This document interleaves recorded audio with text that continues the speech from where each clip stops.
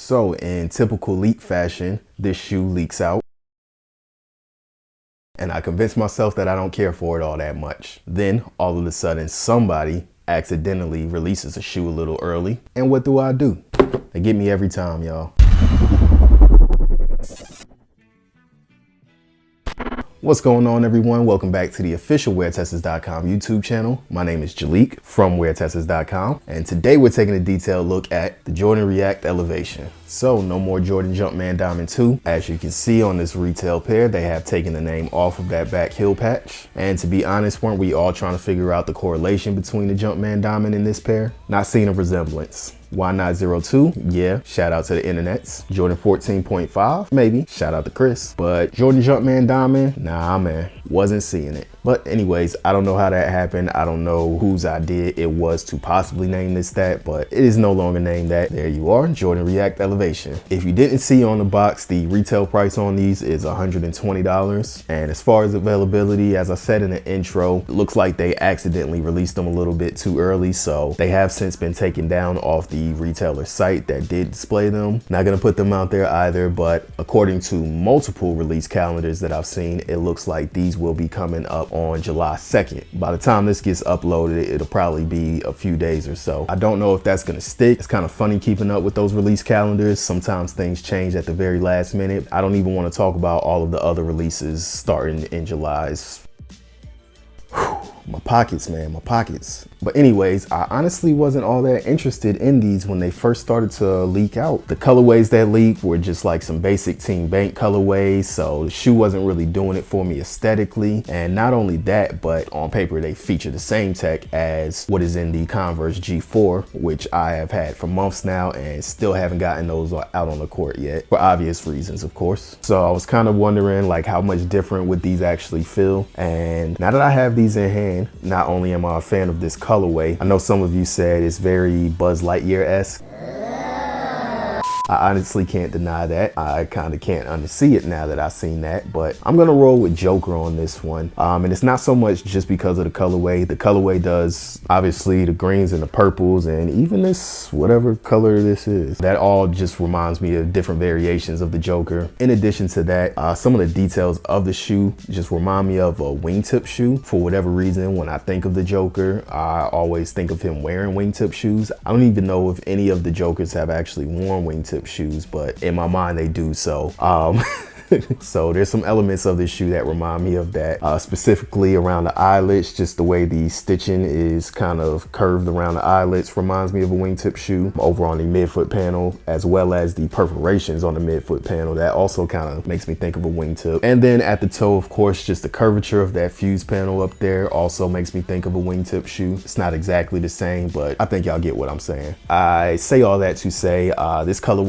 definitely does it for me as far as the sneaker goes. And the more that I have it in hand and see it around the house, out of the corner of my eye, after I've gotten it on foot, I really do dig it. I still don't like this weird sloped heel, but I mean, on foot it doesn't look as bad, so you know, I rock with these. And another plus for the shoe now that I have it is I see that the tech has been implemented a little bit different than the Converse G4, so I may potentially get a very different experience out of these. We'll have to see. But before we get into that, let's go ahead and start with the outsole on the shoe. So this colorway uses clear translucents, also some colored translucents, multiple segments of the outsole. So you have your heel section, you have your forefoot section, and up in the forefoot you have this decently aggressive herringbone pattern. It looks good. I can't speak on the compound or anything, but as far as herringbone looks, it's a good looking herringbone. So I'm excited to see how that does. And then as far as underfoot, where the Zoom Air unit is showcased, you have a circular traction pattern, and that's over a colored translucent rubber. If you're gonna go with a different pattern from herringbone, I guess circles or semicircles is the way to go. So once again, TBD, as I like to say. And then on the heel, things are a little bit more simple on the heel. You just have this diagonal bladed pattern, and you have a little bit of that semicircular pattern as well that surrounds a cord out section of the outsole, which exposes the React foam. And we'll just go ahead and start there as far as cushion goes. So in the Converse G4, you have Zoom Air in the forefoot. It's the same shape Zoom Air unit that's in the forefoot of this one. Only difference is on the G4, it is a top loaded unit. This one feels more like a bottom loaded unit. Takes a little more moving around to feel it activate, but can feel it. So I have no complaints about that. Doesn't really bother me one bit. As long as it's there doing its job, I'm cool cool. And then jumping back to the heel, for the Converse G4, there is React foam in the heel, but it's more of a crash pad that's surrounded by another foam. This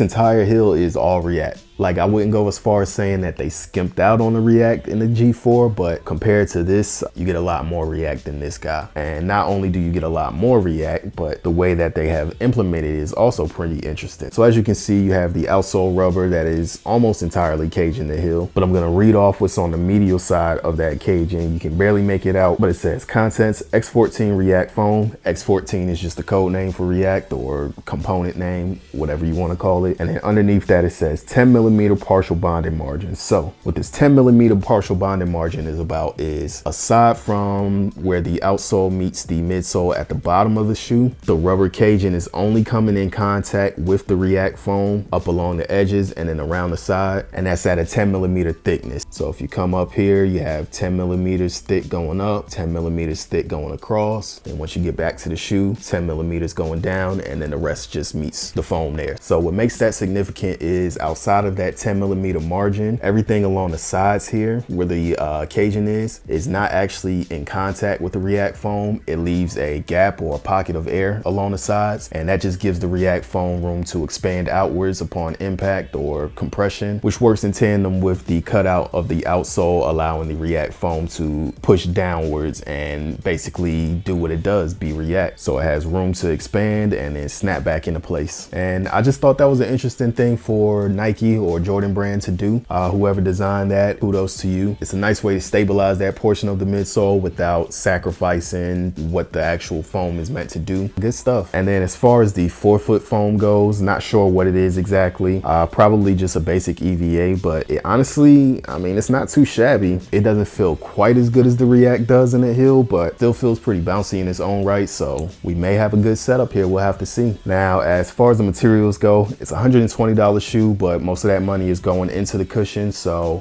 things are a little more basic as far as the upper goes. Basic textile making up most of it, and then the rest is just synthetic. So you have that fuse panel up at the toe for your high wear areas. It got a synthetic leather at the midfoot, synthetic leather and synthetic nubuck at the heel, and then the tongue is a mesh with the synthetic nubuck up at the top. For those of you that like the circular Jumpman logo, you do have that with a synthetic leather patch on the lateral side there, and then up in the forefoot on the medial side, you got a little bit more of that Westbrook inspiration. And then one of the cooler things that I like about the shoe aesthetically is this nylon strip running up the tongue. This is a traditional tongue setup, by the way, if anybody's wondering. It's only attached at the base of the tongue. There's nothing from the tongue attached to the footbed or anything like that. I don't know if you'll be able to see, but there's a bunch of Jumpman logos that are kind of just repeated throughout the strap from top to bottom. With this green color, it reminds me of that, what was it, the Dr. Zola scene in Captain America Winter Soldier, where they were talking to the dude and he uploaded his consciousness on a computer screen, and it was just like his face among all this like green digital noise. That's kind of what that reminds me of there. So yeah, I pretty much have a little nerd moment when I look at that, whatever. And then for the lining, basic textile lining, not a whole lot of padding or anything like that. The insole is just, I'm not even going to pull it out. It's just a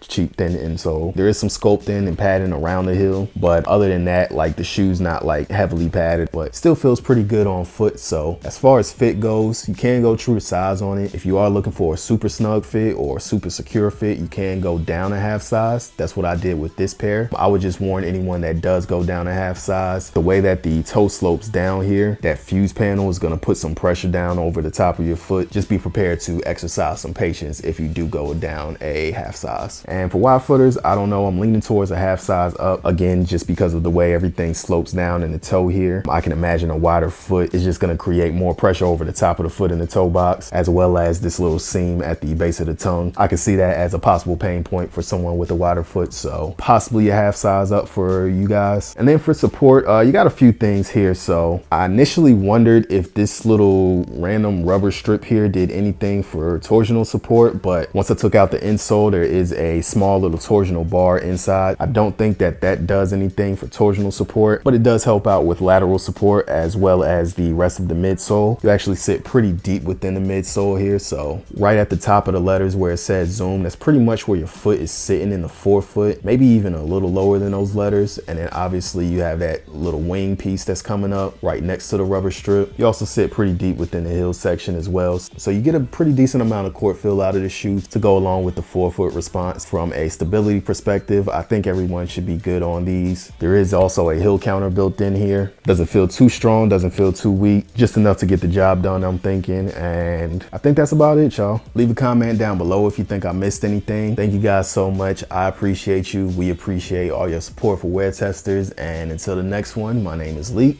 and I'm out.